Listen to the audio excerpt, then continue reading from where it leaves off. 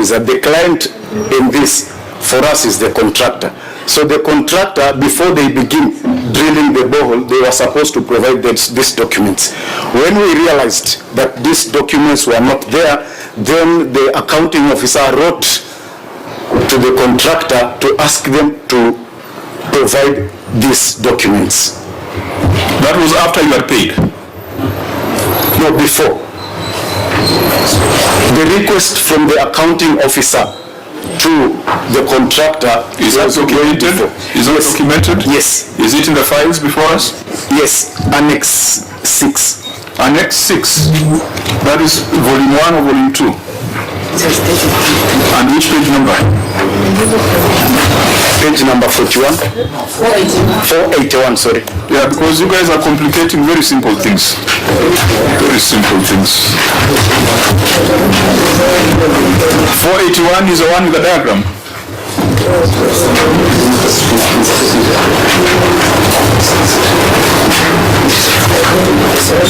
Where is that correspondence by the accounting officer to the contractor? Chair, page 535.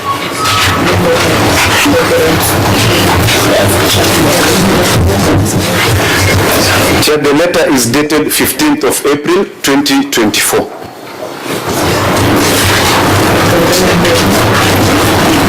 So Hassan Gala, is that the gentleman speaking? Hassan Gala is the accounting officer, Chair. The date of that was? 15th April 2024. Was there any response from Azar Construction Limited? Yes, Honorable Chair. Where is it? On the 22nd of April 2024. And what was the response? Honorable Chair, the contractor wrote back acknowledging receipt of the request regarding the required drilling permits, hydrological survey, and NEMA compliance.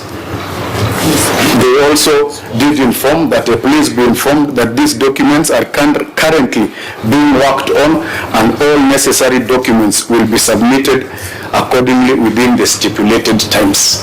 So who provided that one on 27th January? The contractor? Yes. Senator Sifuna. Chair, first of all, I want the entity, the county government of Kwale, and all county governments or entities who appear before this committee, not to fall into this perception that Sifuna is somehow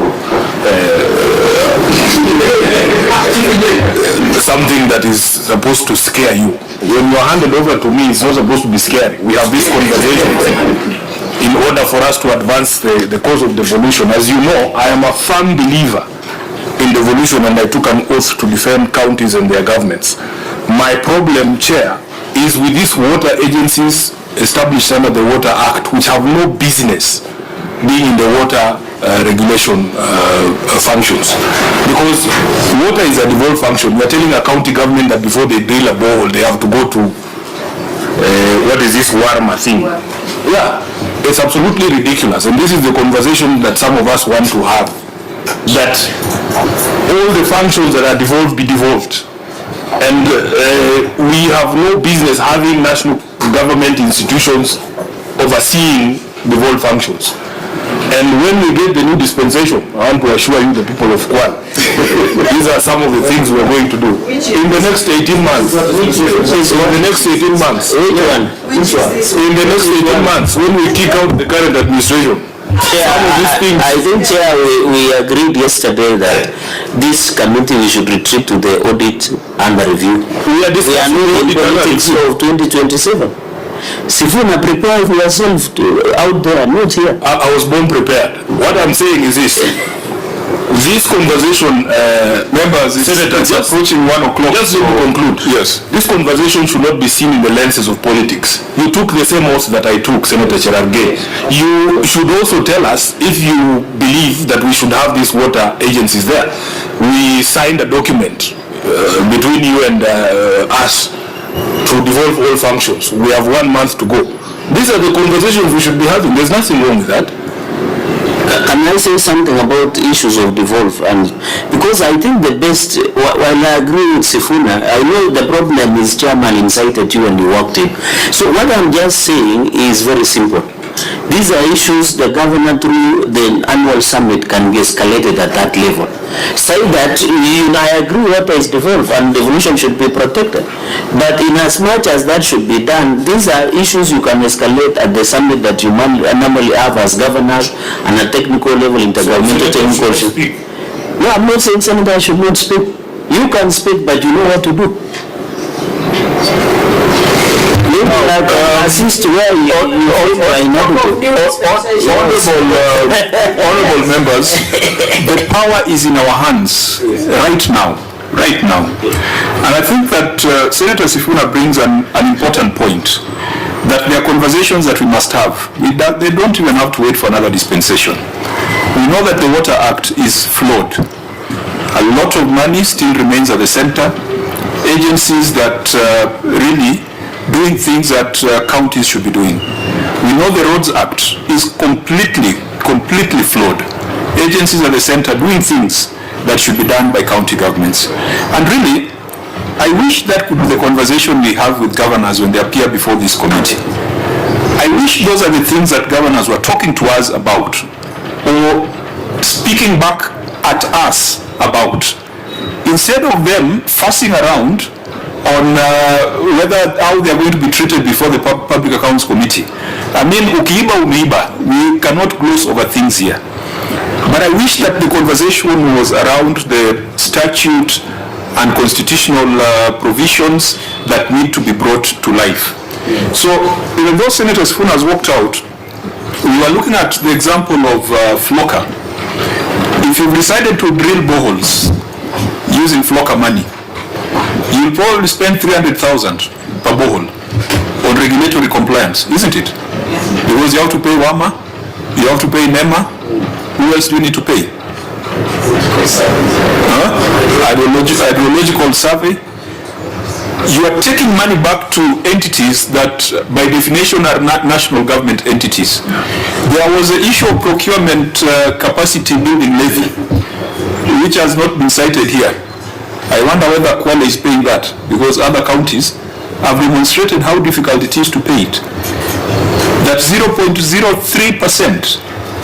is it 0.03 or 0.3% of all procurement contracts shall be disbursed to a levy for capacity building. Those are the conversations we should be having with governors. The work that, whatever the Auditor General has said, if money is lost, it is lost. It is not our job here to cover it up. If things are bad, they are bad. It is not our job to sanitize anything. But we are looking forward to the day when we'll be having that progressive conversation on how to amend the Water Act. And indeed, we have attempted to push amendments to the Water Act, but the cartels there are worse than the cartels in Kitui. They are worse than the San cartels in Kitui. There's a suggestion that has come from Senator Cherargei. I'm just wondering, Governor, what is this summit that Cherargei talks about, and how many of them have happened since you were elected?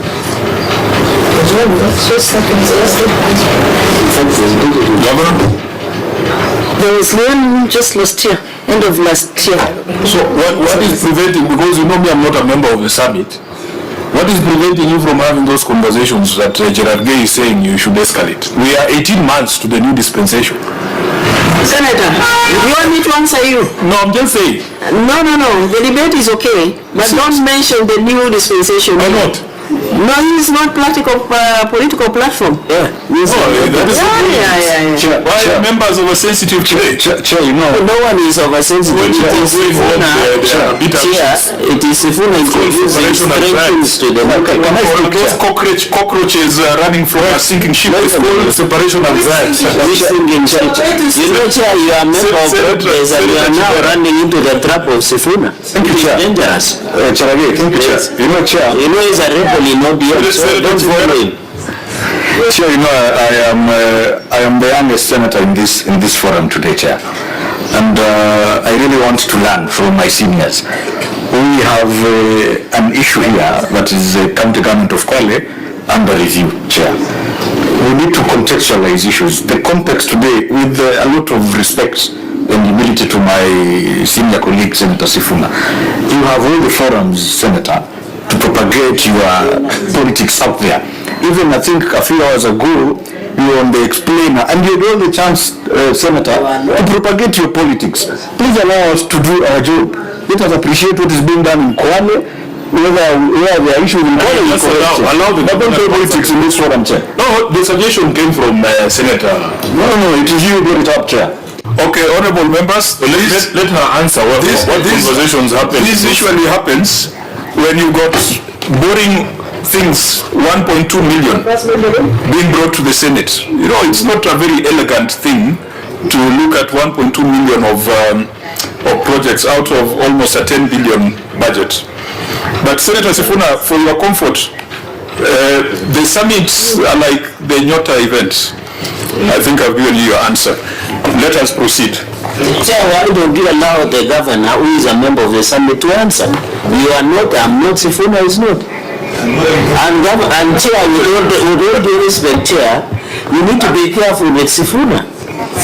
You know, he's a blind man on this, he can let you into a pit. Chair, you are a good man and you might be a cabinet secretary in the next dispensation. Please, guard your interests very carefully. I think that is blackmail. But Summit Nyota, same WhatsApp group. Let's go to irregularities in procurement. So we'll take note of your written responses. The good thing is that there is water. There is value for money. So the rest are regulatory compliance issues, which I don't think are beyond redemption. Governor, who is your head of procurement? Is he or she in this delegation? No, it's not here. Why? When there are almost 8 issues that have an implication on the professional competence of that office holder. The chief officer can respond because he's the boss to... Is the chief officer a member of the Institute of Supply Chain Management? Procurement is a regulated profession. Why the procurement officer is not here? Why is the procurement officer here? Because you want us to start discussing dates on contracts, variation of dates, notification of awards, things that any competent procurement professional should not allow to happen. We have 2 pages, actually 3 pages of procurement issues, basic procurement issues. The first thing we would do is indict the head of procurement and ask the professional body to take action. So why isn't the head of procurement here? Because they will say that we indicted them and referred them for disciplinary action without them explaining their story. Governor. Maybe it's a lesson learned. Next time we'll have to be with them. Or do you want to take responsibility as a chief executive officer? No, because most of these things are technical. We find ourselves abused and misused if these are the things that we are coming to discuss at the Senate. That a notification letter was done 2 days before or 2 days after. And Governor, if these things came out during the time of audit, how come they were not closed? How can we close them here at the Senate? I instructed my team to visit the auditors to close the issues, and most of them I think have been settled. Auditor, because I'm not going to waste time going through issue number 3.1, 3.11, 3.12, 3.13, 3.14, 3.15, 3.16, 3.2, when they are all about violation of the Public Procurement and Disposal Act. The Public Procurement and Asset Disposal Act. Auditor General. Yeah, basically our teams pointed out the issues of irregularities in procurement. They violated Public Procurement and Asset Disposal Act and the regulations therein, and it is our considered view that in future they should stick to the law and observe various provisions of procurement law and the regulations, so that as they procure, they are guided by the law. So, a broad broom that we'll use on these issues will be recommending disciplinary action violated the law and who failed to comply with the regulations that have been clearly spelled out. Now, let's go back to the value for money test, because that addresses the lawfulness. Let's go back to value for money. Mizani Chengoti Mtulu Road in Samburu, is it at a total cost of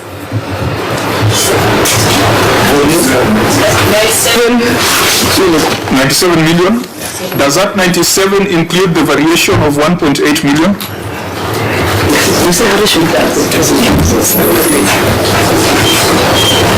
Yes, it's inclusive. But that variation was done before the expiry of 12 months, which is contrary to the regulations, isn't it?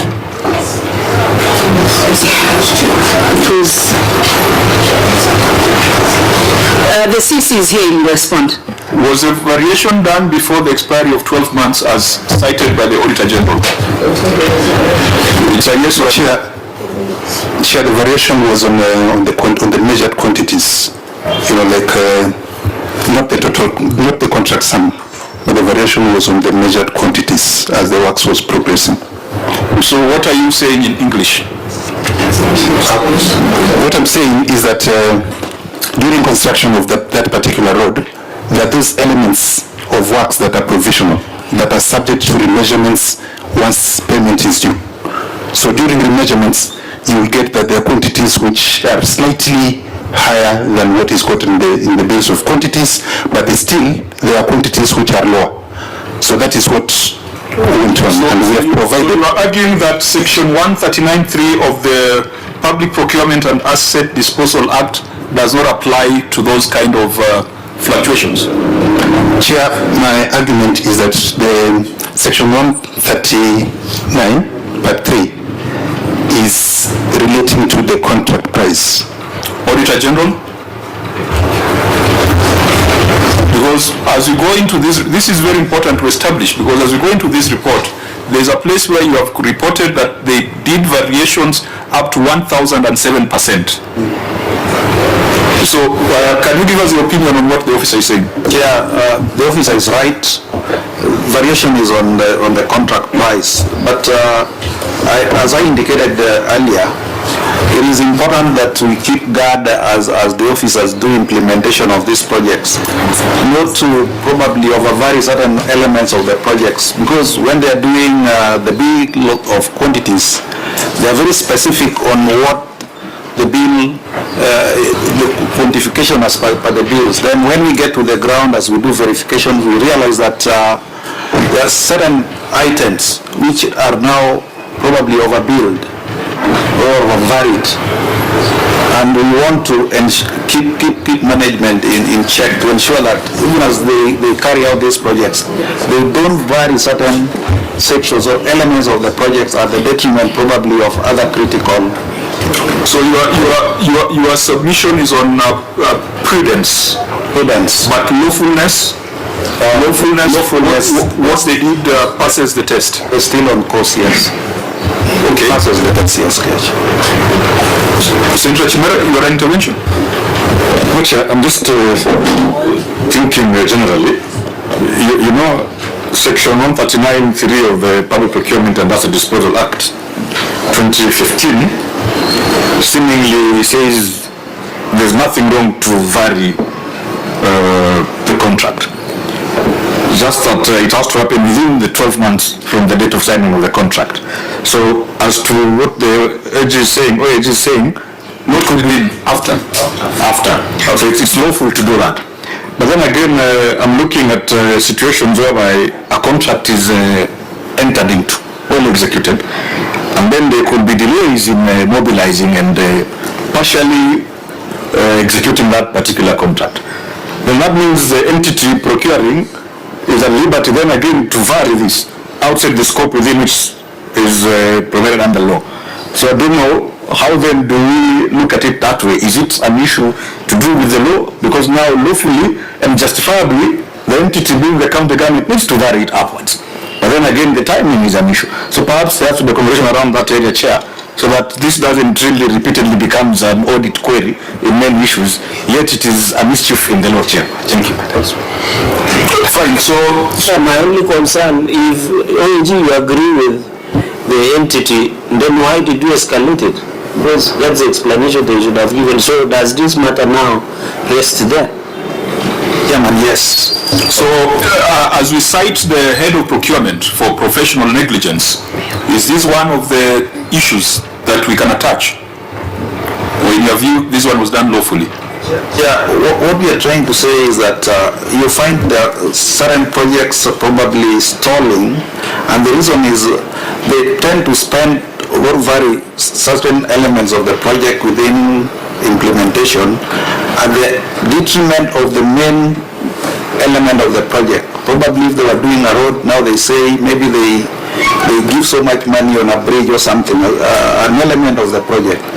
And at the tail end, you realize that the project may not be completed because so much money has been spent in the initial stages on areas which are probably not critical and not aligned to the bill of quantities. This is what we are trying to keep guard of. Fine. Let's proceed to Vimuni Tiwi Sokoni Road. Is this complete for 226 million, Governor? Yes, it's complete and in use. And in use? Yes, we've attached photos of the sun. Again, there is a question of variation. Auditor General, do you stand with the observation, or the entity has been able to demonstrate that they were compliant? You again cited section 139(3) of the Act. Yeah, here there was a real variation. There was a real variation? Yes. This one was done before expiry of 12 months?